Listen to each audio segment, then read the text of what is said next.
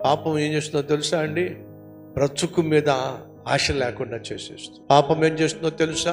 బ్రతకటమే waste అనే విధంగా నిన్ను చేసేస్తుంది. ఈరోజు మన మధ్య ఎవరైనా ఉన్నారా? బ్రదర్, బ్రతుకుతున్నాను కానీ వేస్ట్ బ్రతుకు బ్రదర్ నాది. ఎందుకని? అలాంటి అలవాట్లు నాకు ఉన్నాయి బ్రదర్. చదువు పాడైపోయింది బ్రదర్, ఆరోగ్యం పాడైపోయింది బ్రదర్, అమ్మ నాన్నతో ఉన్నటువంటి మంచి రిలేషన్ పాడైపోయింది బ్రదర్, కెరియర్ పాడైపోయింది, ఫ్యూచర్ లేకుండా పోయింది. ఈరోజు ఎందుకు బతుకున్నానో నాకు అర్థం కావట్లా. సరే, అసలు ఈ స్థితికి నువ్వు రావడానికి కారణం ఏమిటి? నువ్వు ఇష్టానుసారంగా జీవించడం వల్లేగా. దేవుడు ఉన్నాడు అని తెలిసి కూడా దేవుని దగ్గరికి రాకుండా దేవుణ్ణి నిర్లక్ష్యం చేయడం వల్లేగా. పరిశుద్ధమైన జీవితము బలహీనుణ్ణి బలవంతుణ్ణి చేస్తుంది.